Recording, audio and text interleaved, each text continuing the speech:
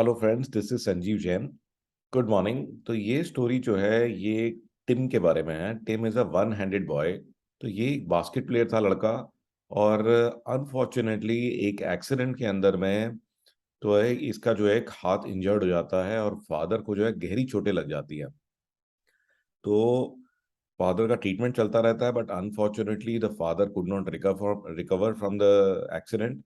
And उनको बहुत ही चिंता होती है बेटे के बारे में कि भी मैं इसको इनकरेज करूँ। उसका हाथ भी चला गया और ये इतना अच्छा बास्केटबॉल प्लेयर था। तो उन्होंने जो है मरते समय जो है टिम को बुलाया अपने पास। उन्होंने कहा कि बेटा, मैं जो है तुम्हारा साथ नहीं दे पाऊंगा, बट मेरे को तुम्हारे से एक प्रॉमिस चाहिए। आपका ड्रीम था कि आप एक बास्केटबॉल स्टार बनोगे, और अनफॉर्चुनेटली ये एक एक्सीडेंट आपके साथ हो गया है। बट लेकिन मुझे तुम्हारे से प्रॉमिस चाहिए कि तुम कभी भी ना इससे हारोगे नहीं। तुम अपने अंदर जो अपना बिलीफ है, ठीक है ना, उस बिलीफ को जो है तुम कायम रखोगे। और एक दिन जो है जो लोग तुम्हारा मजाक भी उड़ाते हैं, वो जो है तुम्हारा नाम गाएंगे। तो they will chant your name.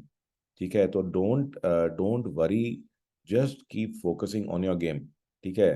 तो जो लोग आपका मजाक भी उड़ाते हैं वो एक दिन जो है आपका नाम जरूर गाएंगे। And unfortunately his father passed away.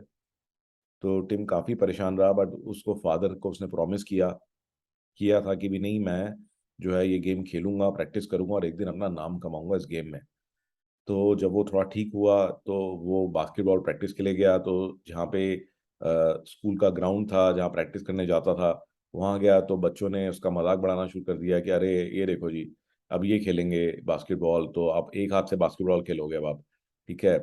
तो ये सुन काफी दुखी हुआ। तो उसने क्या किया कि उसने कहा कि ठीक है, जब ये चले जाएंगे तब मैं खेलूंगा। ठीक है, तब मैं प्रैक्टिस करूंगा। तो उसने बहुत जी जान से प्रैक्टिस करी। बट वो ये कि कहीं भी कोई दिख जाता था तो उसका मजाक जरूर बनाता था, तो इसको देख के वो काफी दुखी होता था। तो स्कूल के भी जो टूर्नामेंट्स थे उसमें उसको अपॉर्चुनिटी नहीं मिल रही थी कि भी ये कैसे करेगा, सभी उसका मजाक बनाते थे।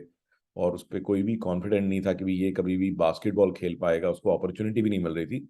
तो काफी मायूस बैठा था। तो एक दिन उसके जो फादर के एक बहुत ही क्लोज फ्रेंड है डैन, वो उन्हें मिले। तो उन्होंने उसको फिर से इनकरेज किया कि बेटा, तुम्हें पता है कि तुम्हारे फादर जो थे ना वो एक फाइटर थे। ठीक है। इवन तुम्हारी मदर को चाहते थे। और तुम्हारी मदर जो है, उस टाइम में बहुत सारे बहुत ही हैंडसम और बहुत ही आप ये कह सकते हैं कि जो बहुत ही स्ट्रॉन्ग लड़के आपके मदर के पीछे थे। तो आपके फादर को वो तंग करते रहते थे कि भी नहीं, तू क्या कर रहा है, तू क्यों जा रहा है इसके पीछे। ठीक है ना, उनको पिटाई भी कर देते थे कई बार। लेकिन आपके फादर बहुत ही परसिस्टेंट थे। और कई बार लड़ाई झगड़ा हुआ, कई बार यू नो लेकिन उन्होंने कभी भी गिव अप नहीं किया। इवन एक बार तो क्या हुआ कि इनकी एक लड़के से इतनी ज्यादा लड़ाई होगी कि उनको इतनी चोटें आई, he was in the hospital. And hospital में जो है तुम्हारी जो मदर है, ठीक है ना, वो उनसे मिलने आई। एंड फाइनली इवेंचुअली आप देख रहे हैं, तो बार बार ट्राई करने के बाद में तो नाउ जो जिस लड़की को वो चाहते थे वो उनकी वाइफ बन गई। ठीक है ना। तो आप भी हारो मत, मुझे पता है कि ये बहुत डिफिकल्ट है। तो टिम जो है अकेले रात को प्रैक्टिस करता था। तो एक दिन जो है बहुत बड़ा टूर्नामेंट होने वाला था, और जो कोच था वो बहुत ही परेशान था कि जो उनका जो लीड प्लेयर है, जो स्टार प्लेयर है, अनफॉर्चुनेटली वो उनके लिए खेल नहीं पा रहा था। और 2-3 दिन के बाद ही टूर्नामेंट था। तो वैसे ही बैठे हुए थे, परेशान थे। तो उन्होंने देखा कि अच्छा, ये कौन प्रैक्टिस कर रहा है, मैं देखता हूँ। तो चुपचाप साइड में आके बैठ गए। उधर टीम अपनी प्रैक्टिस कर रहा था, उसे पता भी नहीं था कि कोई मेरे को देख रहा है। तो जो कोच है उन्होंने देखा कि ये एक हाथ का लड़का ये ऐसी बास्केटबॉल खेल रहा है, जबरदस्त टेक्निक, और हर एक बार जो है वो बास्केट जो है वो कर रहा है।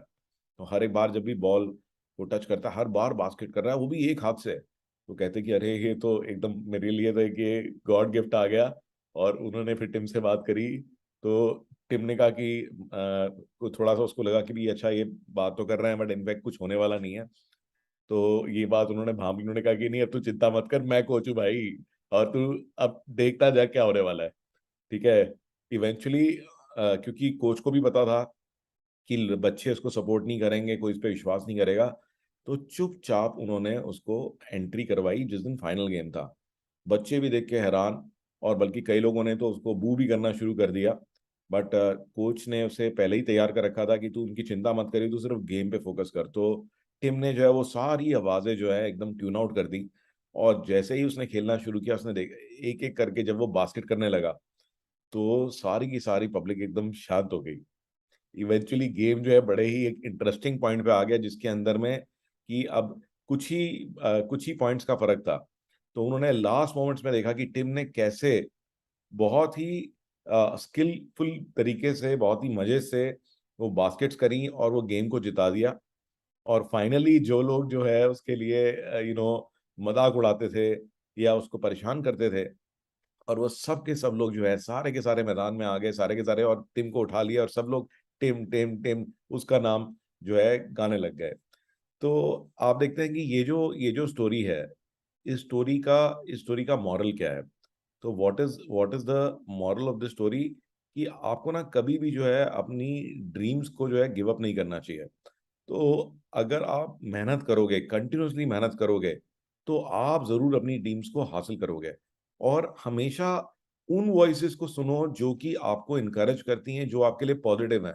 जो लोग नेगेटिव सोचते हैं या आपके लिए नेगेटिव बातें करते हैं, उनको आपकी चॉइस है। You don't have to listen to them, you can tune out those voices. तो वो जो वॉइसेस हैं उनको आप कंप्लीटली ट्यून आउट कर सकते हैं।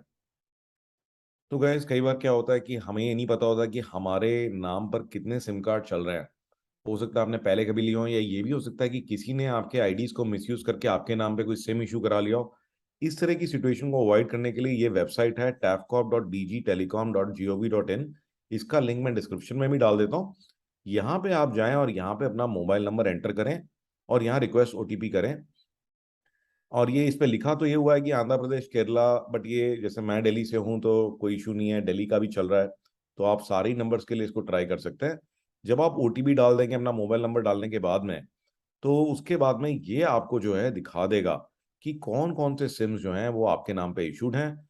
और अगेन फिर आप क्या कर सकते हैं कि यहाँ पे आप रिपोर्ट पे क्लिक कर सकते हैं जो नंबर्स आपके नहीं हैं, ताकि ये रिपोर्ट हो जाए कि भाई हाँ, ये नंबर जो है आपके पास नहीं है और आपका सिम मिसयूज हो रहा है। तो गाइज, इस चेक को इमीडिएटली कर लीजिए, ये बहुत ही इंपॉर्टेंट है। तो this is a very very important check and you should do this immediately for all your mobile numbers, so that you know कि कौन से सिम कार्ड्स आपके नाम पर इशू हो रखे हैं। तो look forward to seeing you again tomorrow, and do let me have your comments and feedback.